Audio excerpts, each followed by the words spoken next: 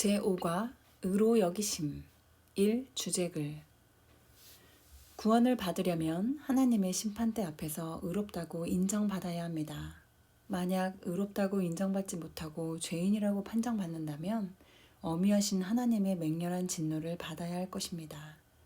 하나님은 모든 사람을 공의로 심판하시는 분이십니다. 하나님의 무겁고 무서운 진노를 피하기 위해서는 반드시 죄의 문제를 해결하고 의로워져야 합니다. 2. 들어가는 말. 인간은 하나님의 절대적인 의의 기준에 도달할 수 없습니다. 인간의 상대적인 기준으로 의롭다고 평가받을 사람은 덜어 있을지 모르지만 하나님의 절대적인 기준에 합당한 의로운 사람은 아무도 없습니다. 성경은 모든 사람이 죄인이라고 단호하게 선포합니다. 의에 대한 하나님의 기준과 인간의 기준이 어떻게 다른지 한 가지 예를 들겠습니다. 사람들은 살인하면 심판을 받게 된다고 생각합니다. 그러나 예수님은 마음속에 미운 감정이 있으면 이미 살인한 것이라고 말씀하십니다. 사람들은 실제로 간음을 하지 않으면 죄를 지은 것이 아니라고 여깁니다. 그러나 예수님은 마음속에 음욕을 품었으면 이미 간음한 것이라고 말씀하십니다. 하나님의 기준으로는 마음속에 품은 생각까지 죄라는 것입니다. 세상에 마음속으로 죄를 범하지 않은 사람은 과연 몇 명이나 될까요? 사람들은 겉으로 드러난 행위만을 따지지만 하나님은 마음속에 있는 깊은 것까지도 감찰하십니다. 이렇듯 하나님의 기준은 사람의 기준과는 차원이 다릅니다. 이렇게 따져본다면 어떤 사람도 하나님의 의에 도달할 수 없다는 것을 알게 될 것입니다. 인간의 노력으로는 하나님의 의를 충족시킬 수 없습니다. 인간의 노력으로 구원을 얻으려고 할 때에는 절망에 이를 수밖에 없습니다. 그렇다면 의롭지 않은데 구원받을 가능성은 없을까요? 안타깝지만 인간이 불의한 상태에서 구원받을 수는 없습니다. 이는 거룩하고 공의로우신 하나님의 성품 때문입니다. 구원은 단지 하나님의 진노를 면하는 것만이 아닙니다. 기독교 신앙에서 구원은 완전하신 하나님과 온전한 화평을 누리는 것입니다. 하나님과 친밀한 교제를 누리며 동행하는 것이 구원입니다. 그런데 하나님은 공의롭고 선하심으로 죄와는 조금도 어울릴 수 없습니다. 만약 불의한 채로 하나님 앞에 선다면 그는 죄 때문에 죽게 될 것입니다. 죄와는 타협할 수 없고 죄를 용납할 수 없는 하나님의 성품 때문에 죄인은 결코 하나님 앞에 설 수 없습니다. 요한계시록 20장 11절을 찾아 적어 보십시오. 또 내가 크고 흰 보좌와 그 위에 앉으신 이를 보니 땅과 하늘이 그 앞에서 피하여 간데 없더라. 왜 땅과 하늘이 하나님 앞에서 피하였을까요? 하나님의 심판에 대한 말씀입니다. 크고 흰 보좌에 앉으신 분은 우리를 심판하실 하나님이십니다. 그런데 땅과 하늘이 그 앞에서 급히 피하였다라고 했습니다. 왜 그렇게 급하게 피하였을까요? 그것은 땅과 하늘이 하나님의 의로우심 앞에 잠시도 설 수 없었기 때문입니다. 땅과 하늘이 그 정도라면 죄인인 우리가 더 무슨 말을 하겠습니까? 여기서 우리는 큰 절망에 빠지게 됩니다. 그렇다면 우리는 죽을 수밖에 없는 것일까요? 3. 성경 말씀 나누기 1. 하나님의 구원 방법 대속. 원래 사람은 죄로 인해 죽을 수밖에 없는 처지였습니다. 그러나 공의로우실 뿐 아니라 사랑이 많으신 하나님은 세상을 구원하시길 원하셨어요. 그리고 죄로 인해 죽을 수밖에 없는 인간의 문제를 예수 그리스도를 통해 해결하셨습니다. 예수 그리스도가 대속 제물이 되신 것입니다. 대속은 남의 죄를 대신하여 죄값을 치르는 것을 말합니다. 다시 말해 내가 죄를 지었지만 예수 그리스도께서 나를 대신하여 벌을 받아 나를 의로운 자로 만드셨다는 것입니다. 인간의 편에서는 구원받을 길이 없었지만 하나님의 편에서 구원의 길을 열어주셨습니다. 어떤 소년이 물건을 훔치다가 붙잡혀 절도죄로 감옥에 갇혔습니다. 이 소식을 듣고 소년의 아버지는 급히 달려와 보석금 10만 달러를 내고 소년을 데리고 나갔어요. 보석금이란 피고인을 석방할 때 내는 보증금을 말하죠. 소년을 붙잡았던 경찰관은 아무 벌도 받지 않고 풀려난 소년을 보면서 괘씸하다고 했습니다. 그렇다고 그 경찰관이 소년을 다시 체포할 수 있습니까? 그럴 수 없습니다. 비록 소년 자신은 아무런 죄의 대가를 치르지 않았지만 그의 아버지가 석방에 필요한 돈을 대신 지급했기 때문입니다. 소년은 아버지가 대신 죄의 값을 냈기 때문에 자유롭게 되었습니다. 대속사상은 우리에게 익숙하진 않지만 유대인들에게는 자연스럽고 익숙합니다. 희생제사 제도가 바로 그런 개념이기 때문입니다. 사람이 죄를 지었습니다. 그는 죄로 인한 죽음을 피하려고 혹은 하나님과의 관계가 회복되기 위해 제사를 드립니다. 제사는 양을 비롯한 율법에서 정한 짐승을 잡아 하나님께 제물로 드리는 것입니다. 그렇게 함으로써 사람의 죄가 짐승에게 전가되어 그는 의롭게 됩니다. 이런 일련의 과정을 거치면서 제사를 드리는 사람은 다음과 같은 사실을 깨닫게 됩니다. 첫째, 죄의 대가. 죄는 그냥 용서되는 것이 아니라 대가를 지불해야 하는구나. 2. 피해 속죄. 죄의 대가는 가벼운 것이 아니라 대신 죽어야만 하는 엄중한 것이구나. 3. 대속. 그래서 저 가엾은 양이 나 대신 벌을 받아 죽어가고 있구나. 유대인들이 희생 제사를 통해 대속한 것처럼 예수 그리스도께서 십자가에 달려 죽으심으로 인류의 죄를 대속하셨습니다. 십자가를 깊이 묵상한다면 유대인들과 같은 깨달음을 얻게 될 것입니다. 죄는 대가를 치러야만 용서될 수 있다는 것, 또한 대가는 죽음으로서만 지불할 수 있다는 것, 그리고 예수 그리스도가 인간을 대신하여 죽으셨다는 것을 말입니다. 신자들이 십자가를 보고 감격하는 이유가 바로 여기에 있습니다. 교회 지방마다, 교회 재단마다 십자가를 둔 이유가 바로 이것입니다. 이 대속의 대가. 이사야 53장 5절을 찾아 적어 보십시오. 그가 찔림은 우리의 허물 때문이요 그가 상함은 우리의 죄악 때문이라.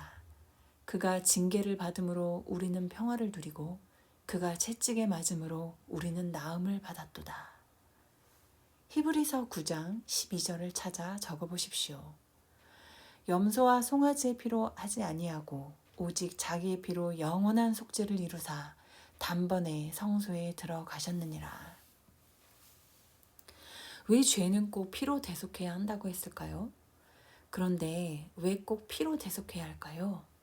사랑이 많으신 하나님께서 그냥 용서하신다고 말씀하시면 안 되었을까요? 만약 보상이 필요하다면 피가 아닌 돈으로 할 수 있지 않을까요? 잔인하게 피를 흘리지 않고도 대속할 수 있다면 그 방법이 더 좋을 것입니다. 초등학교 시절 교회 학교 선생님께 이런 질문을 한 적이 있습니다. 선생님, 왜 예수님이 십자가 위에서 피를 흘려야만 우리 죄가 용서되나요? 그냥 용서하노라 하면 되지 않나요? 자꾸만 질문하니까 성경 지식이 많지 않은 시골 교회 학교 선생님은 대답을 못하시고 넌 마귀로구나 라고 꾸중하셨습니다. 그랬더니 옆에 있던 다른 선생님이 왜 아이를 보고 마귀라고 해요? 하면서 도리어 선생님을 책망하는 것을 본 적이 있습니다. 그때 그 선생님이 이 성경 구절만 알았더라면 속 시원하게 대답하실 수 있었을 것입니다. 육체의 생명은 피에 있음이라. 내가 이 피를 너희에게 주어 제단에 뿌려 너희의 생명을 위하여 속죄하게 하였나니 생명이 피에 있으므로 피가 죄를 속하느니라. 레위기 17장 11절 말씀. 육체의 생명은 피에 있다고 말씀합니다. 죄의 대가는 생명으로만 치를 수 있는 막중한 것입니다. 따라서 죄를 해결하기 위해서는 반드시 당사자 혹은 다른 생명으로 대속해야 합니다. 그래서 육체의 생명인 피를 흘리는 것입니다. 하나님은 모세의 율법을 통해 희생 제사 제도를 허락하셨지만 그것은 불완전한 방편이었습니다. 하나님은 예수 그리스도를 통해 태초부터 계획하신 구원의 길을 여셨습니다. 모든 사람을 구원하는 완전한 구원의 길을 은혜로 허락하신 것입니다. 예수 그리스도의 십자가 죽음에는 그런 뜻이 있습니다. 하나님은 가장 귀한 독생자를 희생하기까지 사람들을 사랑하셨습니다. 그리고 지금도 이 세상을 그렇게 사랑하시고 구원받기를 원하십니다. 예수 그리스도를 영접하고 대속의 은혜를 믿음으로 받아들인 사람들은 의롭다고 여김을 받습니다. 그는 본질상 죄인이지만 예수의 공로로 인해 의롭다 여김을 받는 것입니다. 설령 하나님의 심판대 앞에 죄인이 서 있을지라도 그의 죄값은 이미 예수 그리스도를 통해 충분하게 치러졌습니다. 그래서 그는 의롭다 인정을 받고 구원을 받게 되는 것입니다. 존 웨슬리는 의로 여기심을 이렇게 강조합니다. 칭의에 대한 성공적인 명백한 견해는 사면이요 죄의 용서입니다. 그것은 아들의 피로 인하여 된 화해의 제물 때문에 하나님께서 이제까지 지은 우리의 모든 죄들을 용서하시는 것은 아버지 되신 하나님의 행위입니다. 이것이 그 편지 전체에 걸쳐 있는 성 바울에 의한 칭의의 자연스러운 설명입니다. 3. 여전히 남아있는 죄성. 여기서 우리는 이런 신앙적인 의문을 가질 수 있습니다.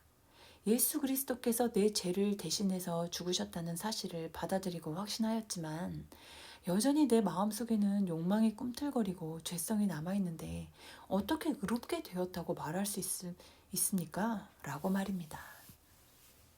이런 이유로 우리는 성경에 나오는 의로 여김을 받는다는 말이 무슨 뜻인지 분명하게 이해할 필요가 있습니다.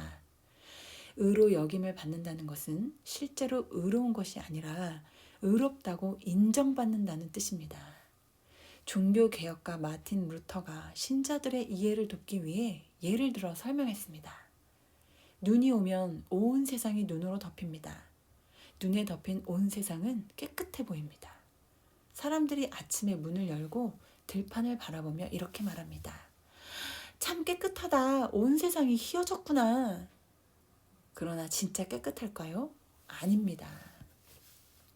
그 눈 밑에는 개구리 죽은 것, 떨어진 고무신짝, 개똥, 항아리 깨진 것, 기저귀 버린 것, 모든 지저분한 것이 다 있습니다. 그렇지만 깨끗해 보입니다. 이처럼 신자의 내면엔 아직도 더럽고 지저분한 죄성이 있습니다. 그러나 하나님은 예수 그리스도의 피로 덮인 우리를 보고 참 깨끗하다 라고 여기십니다. 하나님께서 죄인인 우리를 의인으로 인정해 주시는 것입니다. 이 사실을 믿으시기 바랍니다. 많은 그리스도인이 구원의 확신에서 흔들리는 이유가 이 의인이란 말을 잘 이해하지 못하기 때문입니다. 내 생각을 보면, 내 말을 보면, 내 행동을 보면 여전히 죄를 짓고 있는데 내가 어떻게 의롭게 되었다고 말할 수가 있는가? 난 아직도 멀었어. 라고 생각합니다. 사탄의 속임수에 속지 마십시오. 존 웨슬리는 이 혼동을 그의 설교 믿음에 의한 칭의에서 다음과 같이 설명했습니다. 그렇지만 이 중대한 문제가 그 얼마나 조금밖에 이해되지 않은 것인지요. 그 일에 관해서 얼마나 혼동된 생각을 많은 사람들이 가지고 있었던 것입니까? 단순히 혼동된 생각을 가졌을 뿐만 아니라 가끔 전혀 잘못된 생각을 가졌습니다. 마치 어두움이 빛과 다른 것처럼 진리에 어긋나고 있는 것입니다. 하나님의 말씀과 절대적으로 조화되지 않으며 신앙과는 전적으로 어긋나고 있습니다. 그러므로 기초부터 잘못되어 있기 때문에 그들은 그 뒤에 전혀 좋은 믿음의 집을 건축할 수 없었습니다. 하나님이 우리를 의롭다고 하신 것은 우리가 본질상 의롭기 때문이 아닙니다. 죄인이지만 또 죄 지을 가능성이 남아있지만 의롭다고 봐주기에 의로운 것입니다. 이를 아니할지라도 경건하지 아니한 자를 의롭다 하시는 이를 믿는 자에게는 그의 믿음을 의로 여기시나니 일한 것이 없어 하나님께 의로 여기심을 받은 사람의 복에 대하여 다윗이 말한 바. 로마서 4장 5절에서 6절 말씀. 성경이 분명히 말씀하고 있습니다. 경건하지 않지만, 의롭지 않지만 의롭다고 하셨습니다. 이 말씀을 믿음으로 의롭게 여김을 받고 있다는 사실을 확신하길 바랍니다. 이 기쁨이 얼마나 놀라운지 사울 바도는 복이란 단어를 썼습니다. 불법이 사함을 받고 죄가 가려짐을 받는 사람들은 복이 있고 주께서 그 죄를 인정하지 아니하실 사람은 복이 있도다 함과 같으니라. 로마서 4장 7절에서 8절 말씀. 어떤 사람이 행복한 사람입니까? 성경에서는 돈 잘 버는 사람이 행복하다고 말하지 않았습니다. 공부 잘하는 사람이 행복하다고 하지 않았습니다. 잘못된 것을 용서받고 죄가 가려지고 주께서 자기의 죄를 인정하지 아니할 사람이 행복한 사람이라고 했습니다. 이 행복을 다윗이 경험했기 때문에 이 행복을 바울이 체험했습니다. 이 행복으로 충만하길 바랍니다. 그런데 여전히 남아있는 죄성은 어떻게 해야 하는 것일까요? 4. 삶의 적용. 의롭게 됨, 즉 칭의를 자신의 언어로 정리하여 설명해 보십시오.